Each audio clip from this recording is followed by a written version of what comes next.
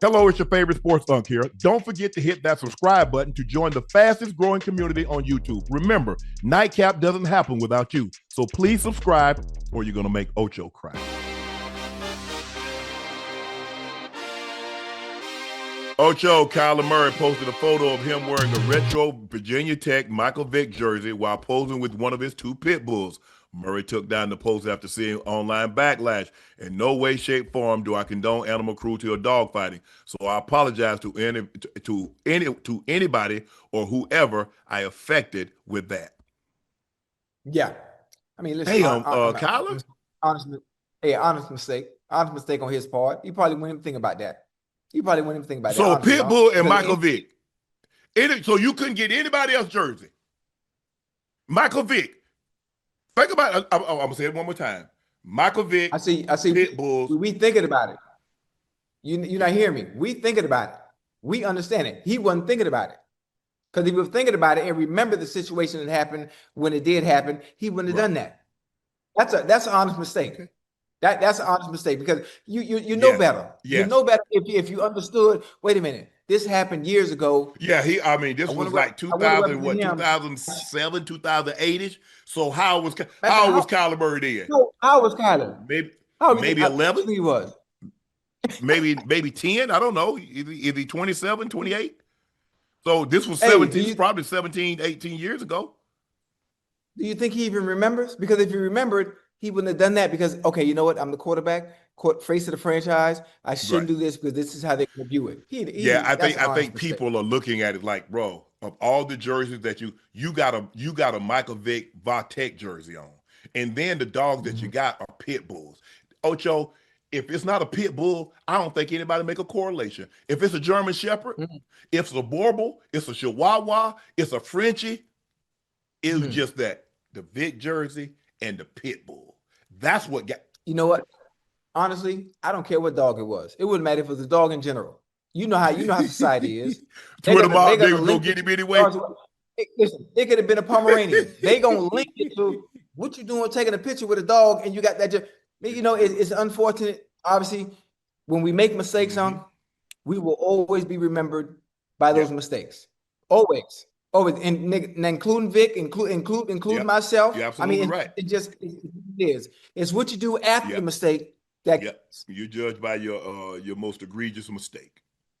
Unfortunately, that's the society that we live in, and we understand that. You live, you learn, and you don't make the same mistake twice, and you move on. So hey, he said in no way he doesn't condone dogfighting, which I believe. He doesn't condone animal cruelty, which I believe. And he wanted to apologize. So the greatest apology is change behavior. I don't believe we'll see Mr. Murray post something like this. Now he can post a dog. Because I remember when Michael Vick got a dog and people tried to the man couldn't even get a dog. Well, damn. Yeah, I mean, that's good. Hey, speaking of, I know we don't talk politics on here, and it's really isn't the platform for that. Well, you saw what happened to our brother Jimmy Kimmel? I saw that. Wow. I saw that. But I thought, hold on, what's the First Amendment? I thought, oh, never mind. Listen, it depends. But do you understand how powerful that power structure is that pulls all the strings? Yes, I do. Okay. I don't want to get into it. But I just want to know. I saw it. I peeped it. Well, hey, them people powerful. Hey, them people powerful. Bro. It's we headed down a slippery slope, Ocho. We headed down a slippery slope because I remember one time that people said, and they made fun of Joe Biden, they made fun of George Floyd, they made fun of a lot of blacks that got killed, and they made a lot of fun of a lot of people that did some things, and that's free speech. That's free speech. Now it's an issue. Like you said, I look, it happened. I mean, and but it's just, we in some times right now. Boy, these next you got to be on your best behavior the next 3 years. You got to be on your best. Kids getting kicked out of school. Getting kicked out of school. Your passport's getting redeemed and all this kind of other stuff. I'm telling you. Yeah, and some people are like, oh, that ain't nothing. And blah, boy, that's how it starts. You so distrust. What you do is that you so distrust with your institutions. That's the first and foremost thing. Now, the only truth is I'm giving it to you. The only truth that you're going to be able to get is from Ocho and I. And then you so distrust And then I start carving away at certain freedoms that you enjoyed. Yeah. Hey, hold on. And you know what? Some of the freedoms they carving away at, you're not really paying attention to it because it doesn't affect you just yet. But they always say history always repeats itself. Because it always repeats itself, and it starts very small. Because the what they're carving away, and we're gonna move on. What they're taking away, this last generation didn't have to fight for. So it. Let's Ocho. Let's go ahead. Ocho. See, when you don't have to fight for something. Right. But see, people, we grew up in the time, and my mom and grandmother and things, they was in that. They remember segregation, and they remember the civil rights, and they remember the Fair Housing Act, and they remember the interracial. They remember those things. We take some of this generation take it for granted. They don't remember voting rights because they've always been had to vote. So now, as they start to strip things away that you didn't have to fight for, you don't miss it until you don't have it. Yeah. And listen, I you know what? I always love the message. I always love the fight. But people never forget. They don't understand the power structure in the ecosystem in which you're fighting against. You can't even see it, so you don't know what to swing at. You're not hearing me. I hear you. I know. I'm saying that no. You want to fight the fight, but you don't know what to swing at. All right, but we can go ahead. Let me grab me a bull real quick. Odell Beckham Jr. isn't ready to call a career just yet. In an interview with Complex, OBJ shut down retirement rumors and said he's the healthiest he's been in a long time. Retiring is not happening. I just came from the gym. This is the first time in a long time I can pop up out of bed, or if a dog was about to chase me, I could take off running. I'm good, and I know I can play in this league right now. Ocho, where are you? Yeah. OBJ says he's not ready to retire just yet. He says he's the healthiest he's been in a long time. And he says this is the first time in a long time he could pop up out of bed, and if a dog was chasing him, he could take off. I'm good. I know I can play in this league. Yeah, I like it. I like it. Now, coming to play in the league, it's all situational. Yes.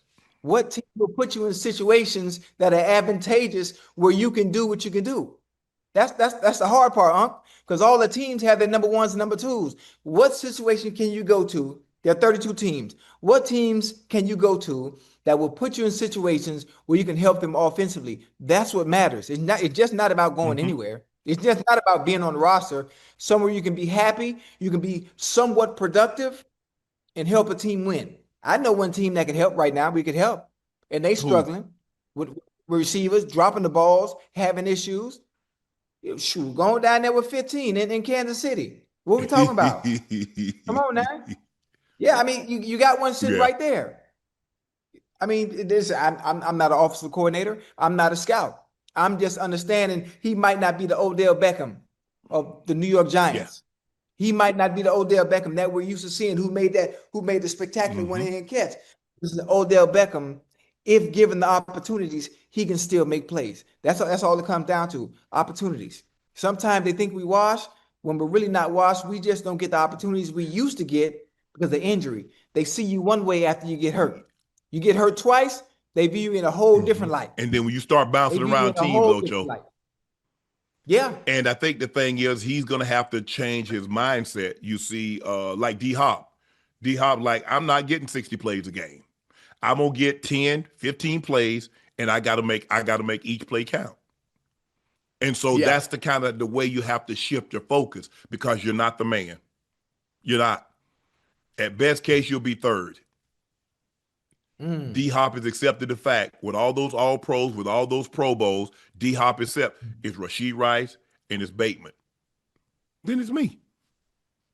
Yeah, I mean, you understand it. That's but see, you and I sitting here saying that, but you know the athlete, the competitive in you. When you're out there, you're not saying that. You're like, man, I can still make these plays. I'm just as good as him. Yeah, but nah, it don't work like that. You and I know that it doesn't work like that. One thing you learn once you get that up in age and the young bulls come in, especially most of the young bulls you talk about and the names you call, they didn't already got their paydays. And there's a pecking order. It's about understanding that pecking order. I mean, D-Hop going to the Ravens. You understand? Oh, it's Zay Flowers and it's Bateman. And then hold on, even before D-Hop, it's goddamn Mark Andrews. Well, it was likely. It was likely. It likely got hurt. So you know I'm third. If I'm lucky, I'll be third. Yeah. More than likely, I'm probably going to be the fourth or the fifth option. Yeah. And you have to be willing to accept that. And that's something that if I could tell Odell, I was like, Odell, are you going to be okay being the fourth or fifth option? Now, fourth or fifth option don't get 10 targets, Ocho. Fourth or fifth option don't get, you know. And let me tell you something. It's about doing the most with the targets you do get. Because look at D-Hop last week. What, 1 for 1? The week before, he caught at Buffalo. I need all that. And you know what happened? When coaches see that on film, you know they're going to cook up something for him again. They always try to put him in a situation where he can be successful. Every time we throw it to 10, we get a touchdown, and we're going to cook up something. We're going to add something to you in that first 15. Don't worry about it. Just hold tight.